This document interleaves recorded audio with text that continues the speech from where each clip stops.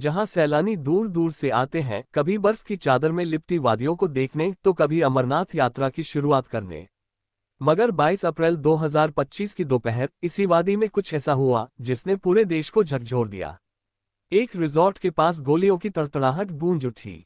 मंगलवार को अनंतनाग जिले के पहलगाम कस्बे के पास बैसरन घाटी के ऊपरी इलाके में आतंकियों ने एक सुनियोजित हमले को अंजाम दिया।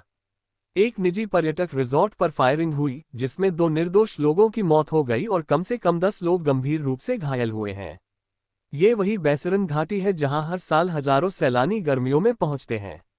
लेकिन इस बार पर्यटक यहां खूबसूरती देखने नहीं, बल्कि अपनी जान बचाने दौड़ते दिखे। घटना के तुरंत बाद सुरक्षाबलों ने पूरे इलाके को घेर लिया और तलाशी अभियान शुरू कर दिया। हमले के बाद सुरक्षा एजेंसियों ने तत्काल एक्शन लेते हुए सीआरपीएफ की क्विक रिएक्शन टीम को मौके पर भेजा। पूरे इलाके में कॉम्बिंग ऑपरेशन शुरू किया गया है। खुफिया एजेंसियों के अनुसार शुरुआती जांच में इस हमले के पीछे आतंकी संगठन द रेजिस्टेंस फ्रंट यानी टीआरएफ का हाथ होने की संभावना जताई जा रही है। हम लोग रिजॉर्ट के बाहर बैठे थे, तभी अचानक पुलिस की यूनिफॉर्म में 2-3 लोग आए और पूछने लगे कहां से आए हो। फिर धर्म पूछकर गोली चला दी। ये बहुत डरावना था। ये हमला इसलिए और भी खतरनाक माना जा रहा है क्योंकि पहलगाम, जो कि आमतौर पर शांत इलाका माना जाता है, वहां इस तरह की आतंकी घटना पहली बार हुई है। ये दर्शाता है कि आतंकियों की रणनीति अब घाटी के उन हिस्सों की ओर बढ़ रही है जहां पहले अपेक्षाकृत शांति रही है। ये हमला एक ऐसे वक्त पर हुआ है जब जम्मू कश्मीर में टूरिज्म सीजन शुरू हो चुका है और कुछ ही दिनों में अमरनाथ यात्रा भी शुरू होने वाली है। पहलगाम इस यात्रा का मुख्य बेस कैंप है। हमले का समय और जगह दोनों ही यह संकेत देते हैं कि आतंकियों की योजना सिर्फ डर फैलाना नहीं थी, बल्कि देश की आर्थिक, धार्मिक और राजनीतिक स्थिति को प्रभावित करना था। सरकारी सूत्रों के अनुसार ये हमला पाकिस्तान में बैठे आतंकी संगठनों की साजिश है। हाल ही में पाकिस्तान के सेना प्रमुख असीम मुनीर ने भारत और विशेष रूप से हिंदुओं के खिलाफ भड़काऊ बयान दिए थे।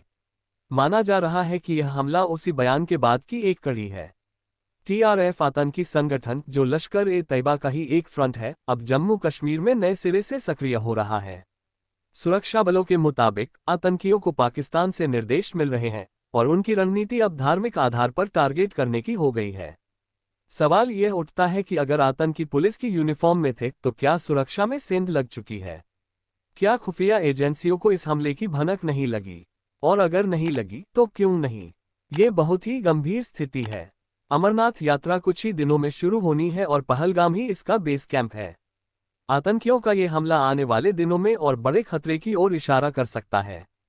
सरकार को तुरंत हाई अलर्ट पर जाना चाहिए। स्थानीय लोग भी इस हमले से डरे हुए हैं। पर्यटक इलाकों में इस तरह के हमले स्थानीय व्यापार को सीधा नुकसान पहुंचाते हैं। पहलगाम में होटल, टैक्सी, रेस्टोरेंट सब पर्यटकों पर निर्भर हैं। हमने कभी सोचा भी नहीं था कि हमारे इलाके में आतंकवादी हमला होगा। अब लोग डर के मारे बुकिंग कैंसिल करवा रहे हैं। हमारा तो सब कुछ टूरिस्टों पर टिका है। घटना के बाद देश की राजनीति में भी हलचल है। विपक्ष ने सरकार की खुफिया एजेंसियों की विफलता पर सवाल उठाए हैं। वहीं केंद्र सरकार ने कहा है कि दोषियों को बख्शा नहीं जाएगा।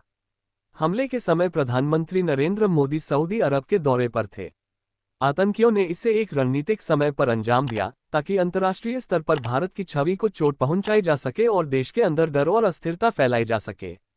अब जरूरत है एक ठोस रणनीति की, पर्यटन स्थलों की सुरक्षा बढ़ाने की, खुफिया तंत्र को और मजबूत करने की और उन आतंकी नेटवर्क्स को जड़ से खत्म करने की जो पाकिस्तान में बैठकर भारत को अस्थिर करने की साजिश रच रहे हैं। अमरनाथ यात्रा को लेकर अब प्रशासन पूरी तरह सतर्क हो गया है। सुरक्षा के इंतजामों को दोगुना किया जा रहा है। ड्रोन से निगरानी, रोड पर चेक पोस्ट्स और स्थानीय लोगों को सतर्क रहने की अपील की जा रही है। ये हमला एक चेतावनी है, न सिर्फ सरकार के लिए बल्कि आम नागरिकों के लिए भी। मगर यह भी एक सच्चाई है कि आतंक से डरकर हम रुक नहीं सकते। पहलगाम फिर से मुस्कुराएगा, वादियां फिर से पर्यटकों से गुलजार होंगी। आतंक हारता रहा है और आगे भी हारेगा क्योंकि भारत डरता नहीं, डटकर मुकाबला करता है। बाकी दोस्तों, आपको क्या लगता है, भारत को जवाबी कार्रवाई करनी चाहिए या नहीं? अपनी राय कमेंट में जरूर बताएं। वीडियो को एक लाइक करके चैनल को सब्सक्राइब जरूर करें। धन्यवाद।